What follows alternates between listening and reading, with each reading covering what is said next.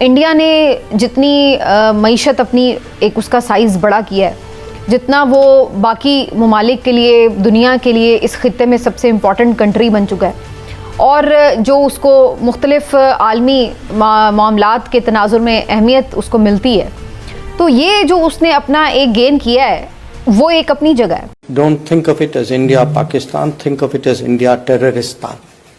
You will then appreciate it. और वो tapes पूरी दुनिया सुन ली है। और पाकिस्तान को EU प्रेसिडेंट के सामने कहना कि ये टेररिस्तान है, this is not Pakistan. What is this?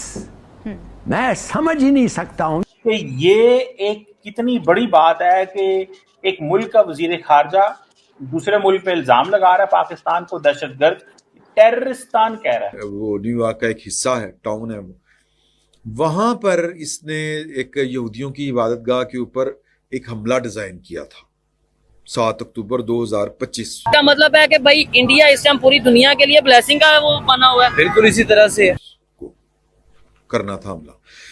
अब ये जो है ये पाकिस्तानी बताया जाता है। डॉक्टर जयशंकर ने ओपनली पाकिस्तान को एक तरह से स्टेट स्पॉन्सर ऑफ टेररिज्म कहा। जो पाकिस्तानी है बेसिकली उसकी एक्स्ट्राडिशन हो रही है, उसको अमेरिका के हवाले किया जा रहा है। जो खबरें आ रही हैं वो ये है कि जी हमारी लड़ाई पाकिस्तान से नहीं चाइना के साथ है, वो चाइनीज टेक्नोलॉजी हमारे खिलाफ इस्तेमाल की जा रही है। आपके ख्याल में ये इंडिया का जो चाइना कार्ड है ये हमें हर्ट नहीं करेगा? लेकिन अफसोस इस बात का होता है कि इस वक्त बाकी अवाम को आप सिर्फ लॉलीपॉप दे रहे हैं। इंडिया का मैप शो किया और बताया कि ये हमारे लिए ब्लेसिंग है। इवन सऊदी अरेबिया का मैप भी उसमें शामिल है, वो जो एरिया वो भी शामिल है, ये ब्लेसिंग है। खसारे हैं, कर्जे हैं और तबाही है। बिल्कुल माशी तरक्की का दूर दूर तक कोई नामो निशान नहीं है, जितना मर्जी झूठ बोल रहे हैं। अभी आपको एक बड़ी न्यूज दूं, इंडिया की इकोनॉमी जो है इस टाइम 5 ट्रिलियन से भी ऊपर चली गई हुई है। मैडम समझते हैं ये क्या कोई डिप्लोमेटिक ऑफेंसिव का आगाज है? ये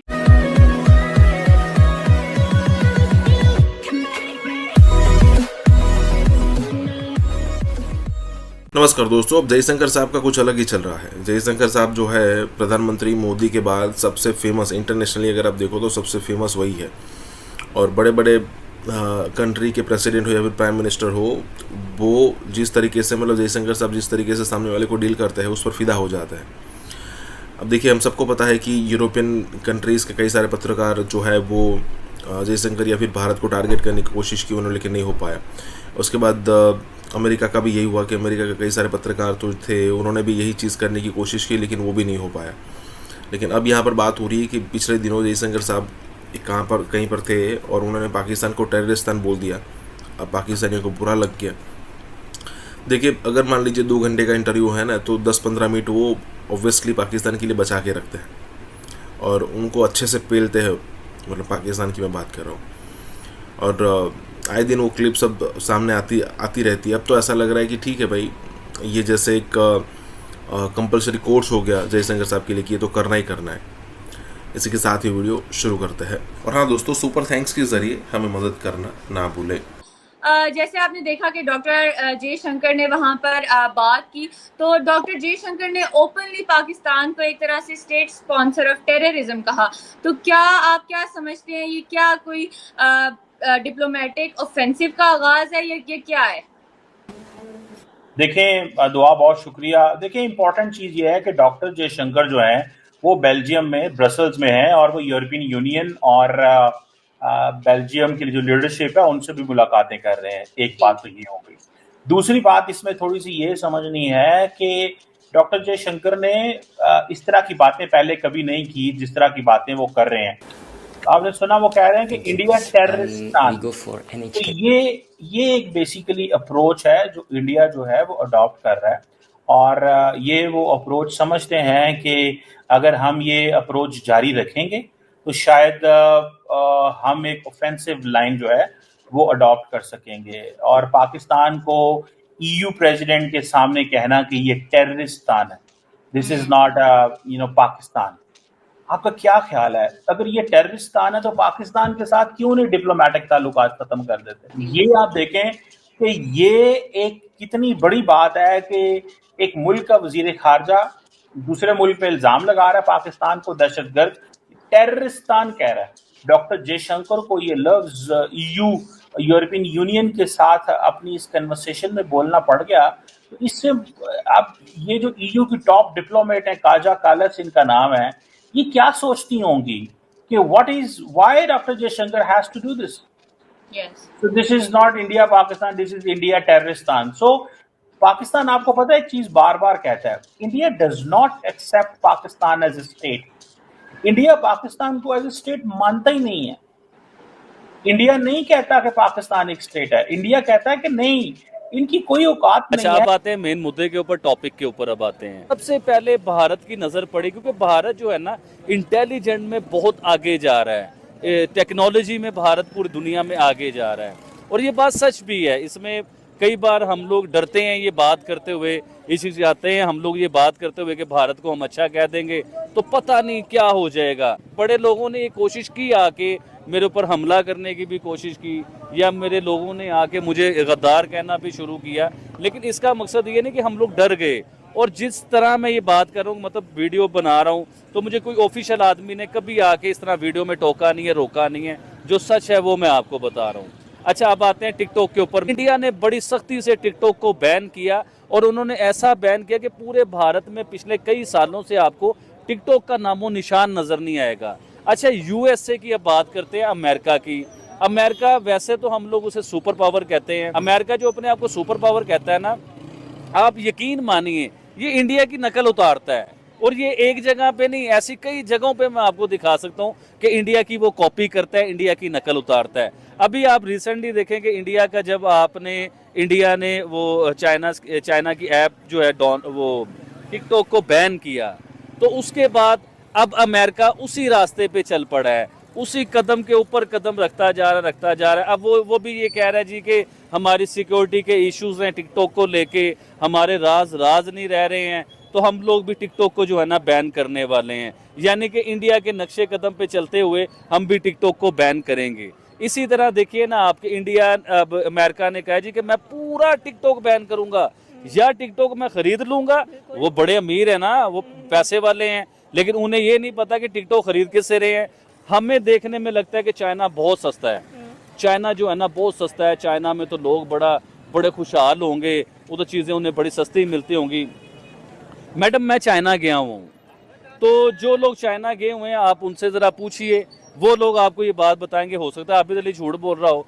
चाइना में बहुत ज़्यादा महंगाई है, फिर भी पाकिस्तान में चीज़ें हमें सस्ती नज़र आती हैं. आप यकीन करें, चाइना से मैं बता रहा हूँ. एक जूसर था, तो मुझे एक चाइनीज़ ने कहा, वो दोस्त बन गए हुए थे, कारोबार कर रहे थे चाइना को लेके, तो जूसर मशीन जो है ना वो थी. तो मुझे चाइनीज़ ने कहा कि यार आप पाकिस्तान से जब नेक्स्ट टाइम आओगे ना तो हमारे लिए जूसर लेते आना. तो मैं बड़ा हैरान हुआ उसकी बात सुन के. मैंने उसे कहा, मैं कि यार आपका दिमाग खराब हो गया है, चाइना से जूसर आता है पाकिस्तान, और पाकिस्तान से जूसर मैं लेके आऊँ वो तुम्हारे लिए इधर लेके आऊँ, तो तुम चाइना से ले लो, इधर से बन के तो हमारे पास आया है. उसने कहा भाईजान आपके उधर जूसर कितने का? मैंने उसे कहा जी 6,000 से लेके 15,000 रुपये तक जूसर मिल जाता है. उसने कहा 20,000 से लेके 30,000 रुपये तक का जूसर है वो इधर चाइना के बीच में. चाइना दुनिया को तो प्रोडक्ट सस्ती देता है, क्योंकि उसकी क्वांटिटी होती है. 1 लाख बना दिया, 10 लाख बना दिया, 1 करोड़ बना दिया, तो उसकी कॉस्ट भी कम होती है. उसमें 2 नंबर मटेरियल भी यूज़ होते हैं, क्योंकि क्वालिटी हल्की करके वही चीज़ उसके जैसी बनानी होती है. लेकिन चाइना में खुद के लिए अगर आपको कोई चीज़ परचेज करनी है तो किसी चाइनीज से आप पूछिए या किसी से भी आप पूछिए, चाइना में प्रोडक्ट बहुत कॉस्टली हैं. इस शख्स ने, देखिए आपने कहा अगला टारगेट पाकिस्तान. यस, वो तो नेतन्याहू खुद कह रहा है कि ईरान के बाद पाकिस्तान है, वो उसमें तो शक ही नहीं. सर ये मेरा ख्याल है आज हमारे जो ईरान के बाद पाकिस्तान है, ये कहा है बेंजामिन नेतन्याहू ने. नेतन्याहू ने कहा है ना जी, क्यों नहीं कहा? उसके इंटरव्यूज देखें, उसने ईरान के बाद पाकिस्तान का कहा है ना कि ईरान के बाद पाकिस्तान ही है. इंडिया और इजराइल पाकिस्तान के न्यूक्लियर रिएक्टर्स पे हमला करना चाहते थे. ये एक पूरी की पूरी तारीख है. इससे पहले कि मैं आपको ये बताऊं कि ये कब इजराइल चाहता था कि कहूटा जो पाकिस्तान का जहां पे न्यूक्लियर प्लांट्स हैं या पाकिस्तान की जो रिसर्च लेबोरेटरीज हैं उन पे हमला कर दिया जाए. समझ रहे हैं आप? कब ये चाहता था इजराइल के पाकिस्तान की रिसर्च लेबोरेटरी पे हमला कर दिया जाए, और फिर इंडिया उसमें क्या किरदार अदा करना चाहता था और फिर ये चीजें हुई कि इजराइल और इंडिया ये हमला क्यों ना कर सके। जरा ये बेंजामिन नेतन्याहू को सुने। Mission that we have is to prevent a militant Islamic regime from meeting up with nuclear weapons or from nuclear weapons meeting up with a militant Islamic regime. The first is called Iran, the second is called Pakistan. Because if these radical regimes have nuclear weapons, they will not obey the rules that have been obeyed in the last almost 7 decades. वो कह रहे हैं कि अगर दो Islamic regimes हैं, अगर उनके पास न्यूक्लियर वेपन आता है तो ये हमारे लिए खतरा है। एक ईरान, दूसरा पाकिस्तान। ईरान जारी बात है एक सिविलाइजेशनल स्टेट है, वहां इनकलाब आ गया, so on and so fourth. दूसरा पाकिस्तान, पाकिस्तान को वो समझते थे कि अगर पाकिस्तान जो है ये एक न्यूक्लियर रियासत बन गया तो हमारे लिए खतरा होगा। और क्योंकि पाकिस्तान मजहब के नाम पे बना था, इस्लामिक रिपब्लिक ऑफ पाकिस्तान है, तो वो समझते हैं कि ये जो पाकिस्तान का जो न्यूक्लियर प्रोग्राम है, ये जो न्यूक्लियर वेपन्स हैं, ये फिर शायद मुसलमान दुनिया और इधर उधर भी जा सकते हैं, जो उस वक्त बात चली थी Islamic bomb and all that. लेकिन इंडिया क्यों हमला करना चाह रहा था?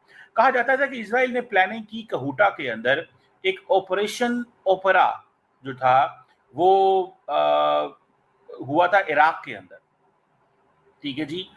उसके बाद इजराइल ने प्लान की कि इजराइल जो है वो कहूटा के अंदर, पाकिस्तान के अंदर हमला कर सकता है, लेकिन वो पूरी रिस्पॉन्सिबिलिटी नहीं लेना चाहते। don't want to take the full responsibility। वो पूरी रिस्पॉन्सिबिलिटी नहीं लेना चाहते।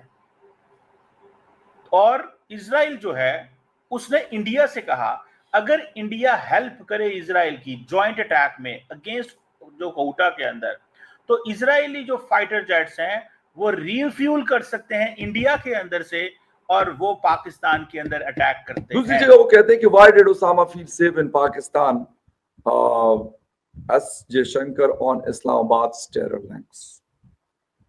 अच्छा, दो बड़ी अहम चीजें हैं ओसामा बिन लादेन के हवाले से या अभी जो रिसेंटली क्लैशेस हुए, दोनों की बड़ी अहमियत है। It will eventually, एक और जगह वो बोल रहे, eventually come to haunt you. Jaishankar warns West about ignoring Pakistan terrorism.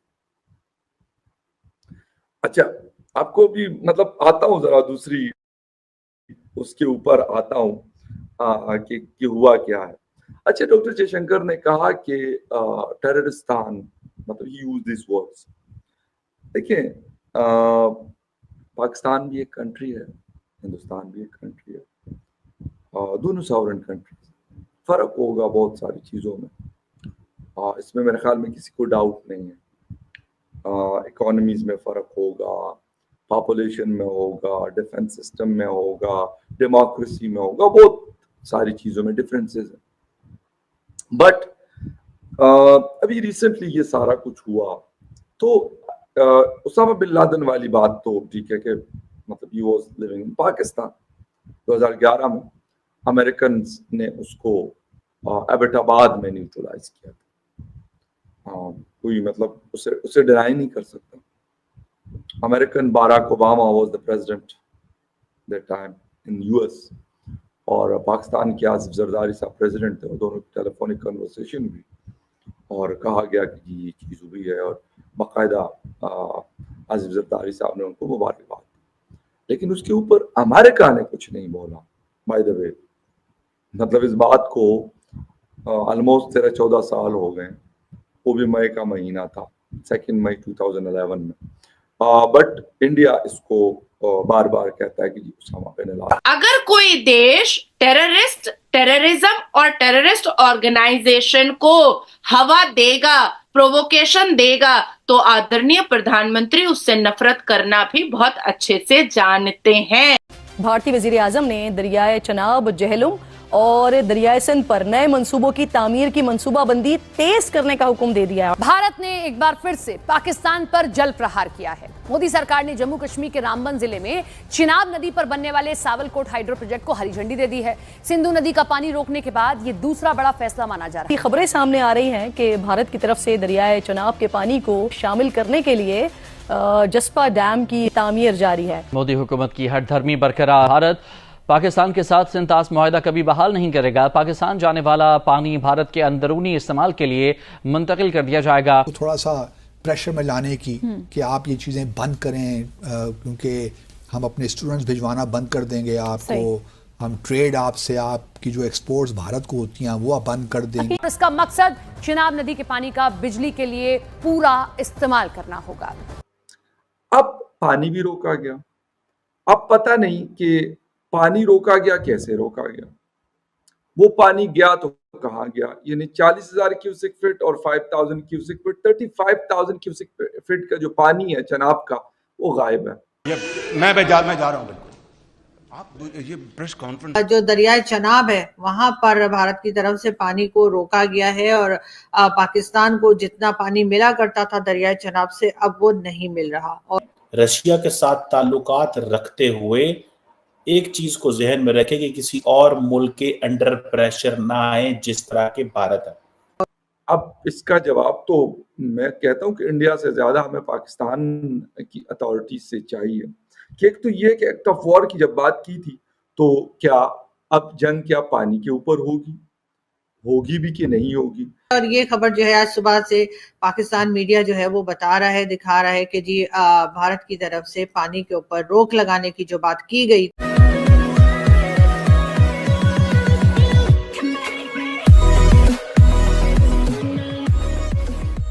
नमस्कार दोस्तों, अब यहाँ पर बात हो रही है कि भाई ये ऑपरेशन सिंदूर हुआ उससे पहले हमने इंडस वाटर ट्रीटी को मानने से मना कर दिया था, और उसके बाद अब ये दूसरा कदम आ रहा है कि जो चिनाब नदी है उस पर ये जो हम डैम बना रहे हैं, हाइड्रो प्रोजेक्ट जो डैम है जिससे बिजली पैदा होगी, और इस टाइप के जो यहाँ पर प्रोजेक्ट्स जो है उसको इम्प्लीमेंट किया जाएगा। इससे दिक्कत तो डेफिनेटली होगी पाकिस्तान को, क्योंकि एक तो कहा यह जा रहा था कि ये जो इंडस वाटर का जो पानी रोकने के बाद 15 से 20% की पानी वैसे ही पाकिस्तान में कमी हो गई थी। अब चिनाब के इस टाइप के सिचुएशन को लेकर, या फिर कहे कि ये जो डैम को हरी झंडी देने के बाद पाकिस्तान में और तंगी होने वाली है पानी की, और इस टाइप की सिचुएशन में पाकिस्तान के पास तो ऐसे कोई डैम्स है नहीं जिससे अगर मान लीजिए 1-2 महीने के लिए अगर पानी नहीं मिलता है पाकिस्तान को तो कैसे भी करके यहाँ पर वो जो है अपना काम गुजारा कर लेगा। उसके पास कोई ऐसी फैसिलिटी है नहीं, और ना ही कोई ऐसा विजनरी लीडर आ रहा है जो इसको सोच रहा है। ठीक है, अब दिक्कत आना शुरू होने वाली है, जो बढ़ोतरी होती जा रही है। इसी के साथ ही वीडियो शुरू करते हैं। और हाँ दोस्तों, सुपर थैंक्स के जरिए हमें मदद करना ना भूलें। लेकिन एक बड़ी अहम चीज वो है जी पानी के हवाले से जो एक सिस्टम है, एक ट्रीटी हुई थी 1960 सितंबर में।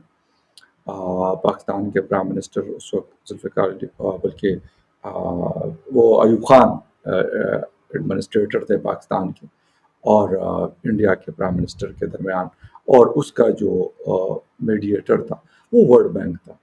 ये सारा कुछ तो हुआ, लेकिन अभी जो रिसेंटली हमने इसके हवाले से बातें सुनी तो कहा गया कि जी इंडिया हमला करने वाला है, और अगर इंडिया ने हमला किया तो हम उनको मुंह तोड़ जवाब देंगे।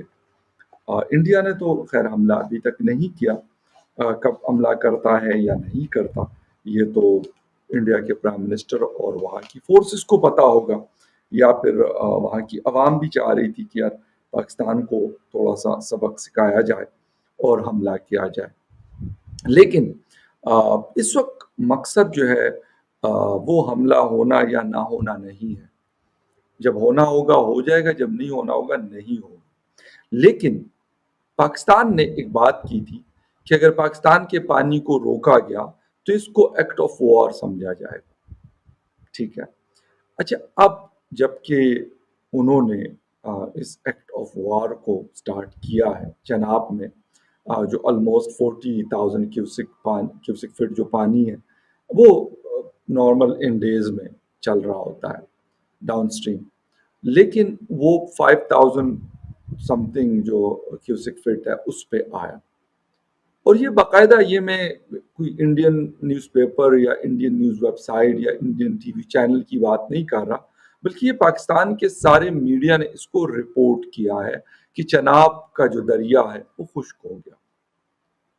अच्छा, हमें ये कहा गया कि जी एक तो एक्ट ऑफ वॉर समझा जाएगा, दूसरी बात ये कही गई कि इंडिया के पास इतनी कैपेसिटी ही नहीं है कि वो ये पानी रोक सके, यानी उनके पास इस वक्त रिजर्वायर का जो एक डैम्स है या कोई ऐसी चीजें हैं वो नहीं है जिसकी वजह से इस पानी को फौरी नहीं रोका जा सकता। ये हमने सुना, हमारे लोगों से हमने सुना, हमारे जो ऊपर बैठे हुए मिनिस्टर्स हैं, प्राइम मिनिस्टर हैं या बाकी लोग हैं, उनसे हमने ये बात सुनी। अब पानी भी रोका गया।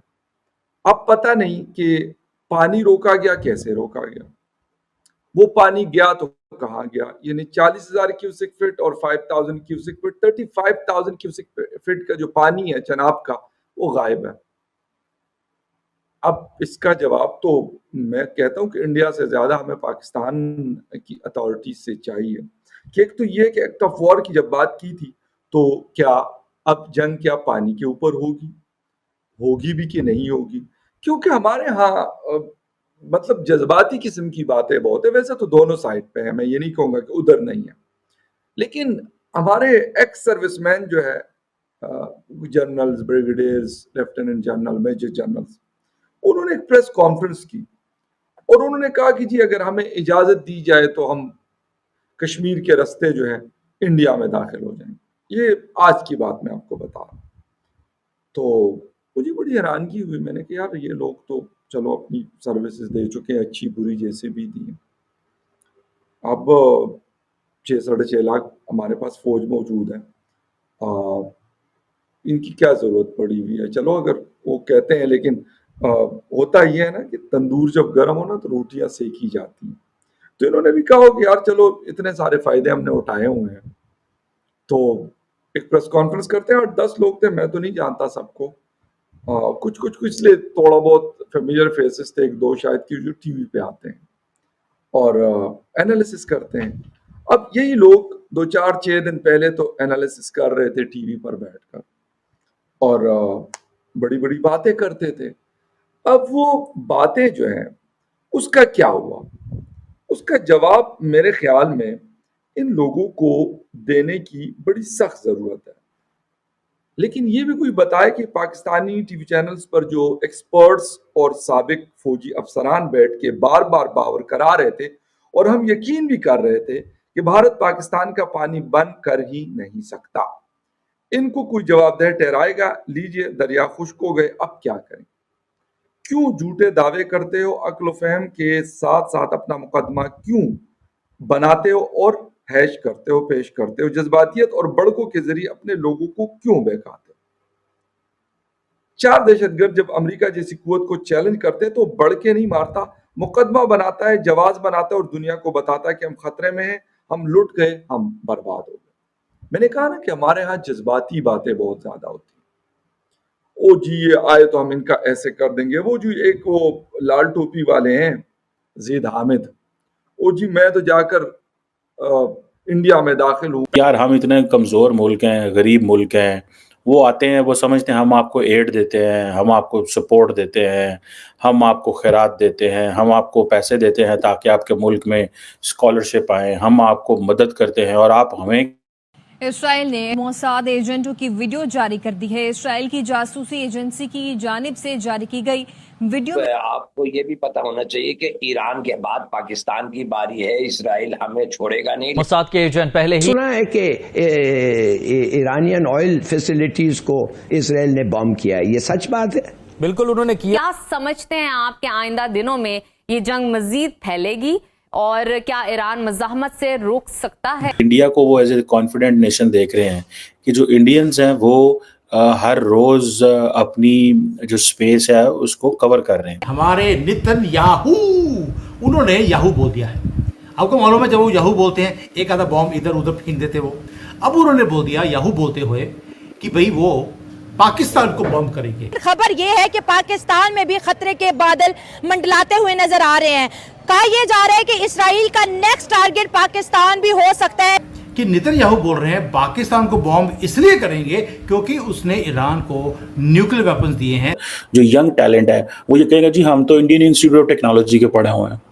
अब देख रहे हैं वो लेवल, किस लेवल पे बात हुआ करेगी इंडिया और यूएई की। वो अपना कंसर्न शो करा रहे हैं कि ईरान के बाद हम पाकिस्तान को भी टारगेट करेंगे, क्योंकि हमें लगता है कि ये भी हमारे लिए बहुत बड़ा खतरा है। क्योंकि अगर वाकई में हमारी लीडरशिप इतनी अच्छी चल रही होती, कंट्री हमारी बहुत अच्छी प्रोग्रेस कर रही होती, तो हम बार बार IMF ना जा रहे होते, हम कई बार जो है वो FATF की ग्रे लिस्ट में ना गए होते। अगर हम आज अपने पार्लियामेंट की बात करें तो MNA असद कैसर आज बोलते हैं कि हमें अपने फॉरेन पॉलिसीज के ऊपर काम करना पड़ेगा। आज ईरान है तो अगली बारी पाकिस्तान की भी हो सकती है। प्रेसिडेंट ट्रंप से कुछ भी बईद नहीं, वो किसी वक्त कुछ भी कह सकते हैं, कुछ भी कर सकते हैं। इसराइल ईरान के बाद पाकिस्तान पर हमले करने की कोशिश में है या कोई ऐसी साजिश पाकिस्तान के खिलाफ रची जा रही है।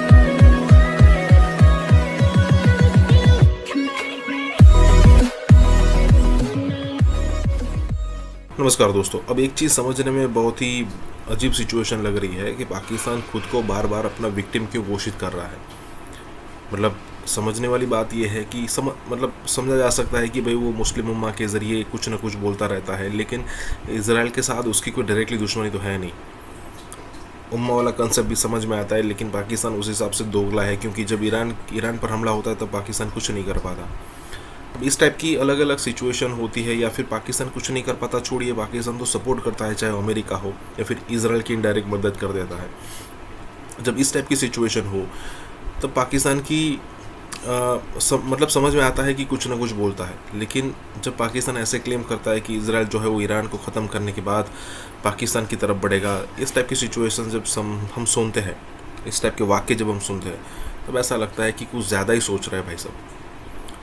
क्योंकि हर समय सोते तो पकड़े जाते हैं, चर्चा करने के लिए ठीक है, लेकिन इजराइल के पास इजराइल इतना भी वेला नहीं बैठा है कि भाई ईरान को ख़त्म करने के बाद वो पाकिस्तान के ऊपर आएगा, क्योंकि पाकिस्तान के ऊपर आने के बाद इजराइल को कुछ मिलने वाला है नहीं वैसे। जैसे कि साथ ही वीडियो शुरू करते हैं।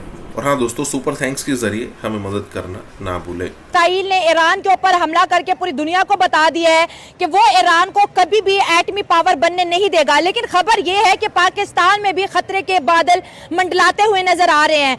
कहा यह जा रहा है कि इसराइल का नेक्स्ट टारगेट पाकिस्तान भी हो सकता है। नेतन्याहू का एक ओल्ड क्लिप बड़ी तेजी से सोशल मीडिया पर वायरल हो रहा है, जिसमें वो अपना कंसर्न शो करा रहे हैं कि ईरान के बाद हम पाकिस्तान को भी टारगेट करेंगे, क्योंकि हमें लगता है कि ये भी हमारे लिए बहुत बड़ा खतरा है। अगर हम आज अपने पार्लियामेंट की बात करें तो MNA असद कैसर आज बोलते हैं कि हमें अपने फॉरेन पॉलिसीज के ऊपर काम करना पड़ेगा। आज ईरान है तो अगली बारी पाकिस्तान की भी हो सकती है। हमारे डिफेंस मिनिस्टर ख्वाजा आसिफ का बयान आपके साथ शेयर करते जाए। ख्वाजा आसिफ ने कहा है कि मुस्लिम उम्मा इकट्ठी हो जाए, वरना एक के बाद एक मुस्लिम कंट्री को इसराइल का सामना करना पड़ सकता है। इस वक्त इसराइल जो कि 1 करोड़ से भी कम पॉपुलेशन वाला मुल्क है, 4 अरब के मुसलमानों के लिए खतरा बनता चला जा रहा है। पाकिस्तानी अवाम का मुराल देखते हैं कि इंडिया के बाद वो इसराइल को फेस करने के लिए तैयार है। क्या वाकई इसराइल ईरान के बाद पाकिस्तान पर हमले करने की कोशिश में है, या कोई ऐसी साजिश पाकिस्तान के खिलाफ रची जा रही है? हमारे नेतन्याहू, उन्होंने याहू बोल दिया है। आपको मालूम है, जब वो याहू बोलते हैं एक आधा बॉम्ब इधर उधर फेंक देते वो। अब उन्होंने बोल दिया याहू बोलते हुए कि भाई वो पाकिस्तान को बॉम्ब करेंगे। अब ये न्यूज़ कंफर्म्ड है नहीं है मुझे नहीं मालूम, लेकिन ये ट्विटर के ऊपर राउंड्स मार रही है और कई जगह पे इसको कवर भी किया गया है। क्या है कि नेतन्याहू बोल रहे हैं पाकिस्तान को बॉम्ब इसलिए करेंगे क्योंकि उसने ईरान को न्यूक्लियर वेपन्स दिए हैं और नॉर्थ कोरिया को भी दिए हैं। आप सोच के देखिए, ये नेतन्याहू बोल रहे हैं याहू बोलने के बाद। आपको याद है लास्ट टाइम जब उन्होंने याहू बोला था तो गाजा का बाजा बन गया था, फिर उन्होंने याहू बोला तो ईरान का पता नहीं क्या हो गया है। अब पाकिस्तान का नंबर है। दूसरी बात, पाकिस्तान में भी कई ऐसे महान लोग हैं जिन्होंने अपने पूरे प्लान्स बता दिए कि किस तरह से वो इजराइल को बॉम्ब करेंगे और उसको नष्ट करेंगे। और ये जो आदमी है इसके ऊपर बात करेंगे सारे मुद्दे के ऊपर कि अब ये युद्ध पाकिस्तान ईरान के बजाय ये पाकिस्तान और इजराइल के साथ होता हुआ दिखाई देता है। अब बात करते हैं मजे के साथ, चुटकियां लेते लेते मंजरी जी के साथ कि मंजरी जी, ये आसिम मुनीर जो बुर्का डाल के रजाई के अंदर छुप के, वो भी बंकर में बैठा हुआ था, अब मोसाद से कैसे बचेगा? पहले तो गर्व के साथ जय सिया राम। मंजरी जी, भैया प्लीज। आसिम मुनीर की जो वो होती है ना वैलिडिटी, जो उसका यूजफुलनेस होता है वो पूरा हो चुका है।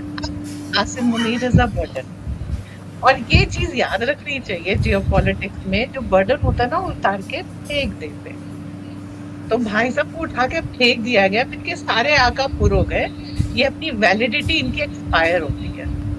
हम लोग पहले ही कह रहे थे एक्सटेंडेड वारंटी पे चल रहे हैं, वो एक्सटेंडेड वारंटी भी पूरी होने के दिन है।